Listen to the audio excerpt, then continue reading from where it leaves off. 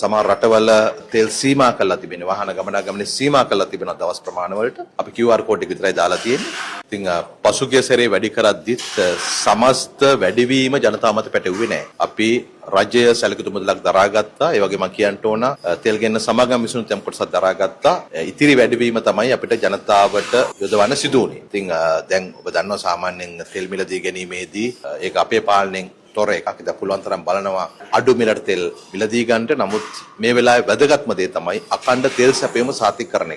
ලෝකෙම අර්බුදයක් පවතිනවා. සමහර රටවල තෙල් සීමා කරලා තිබෙනවා. වාහන ගමනාගමනේ සීමා කරලා තිබෙනවා දවස් ප්‍රමාණ වලට. අපි QR කෝඩ් එක විතරයි දාලා තියෙන්නේ. එහෙම තිබියදී අපේ බලාපොරොත්තුව තිබෙන අපේ රජයේ ඉලක්කය බවට පත් උනේ අඛණ්ඩ තෙල් සැපයීම සාතික කිරීම. විදුලි නිෂ්පාදනයට ඒ වගේම කර්මාන්ත පද්ධති පවත්වාගෙන යන්න අපේ මේ රටේ තිබෙන වාහන දුවන්න මේ ආදී කටයුතු වලට ජනතාවගේ දෛනික පරිභෝජනයට මැද පෙරදිග යුදමය තත්ත්වයක් පවතිද්දී වුණත් අපිට පුළුවන්කම ලැබුණා අඛණ්ඩ විදුලි සැපයීමක් සාතික කරන්නට කර්මාන්ත පද්ධති දුවන්නට.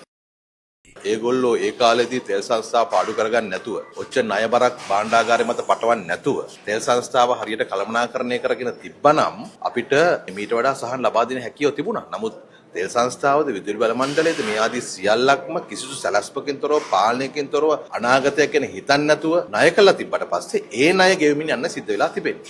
ඉතින් අපි පුළුවන් තරම් එකක් මේ පිරිවැය ගලපන්න උත්සාහ කරනවා.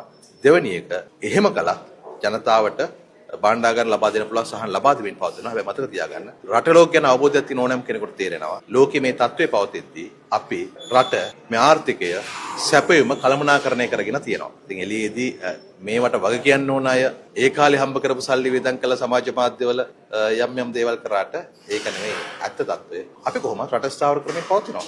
ඒක රට ගැන හිතන ජනතාවට ඒ ගැන විශ්වාසයක් තියෙනවා.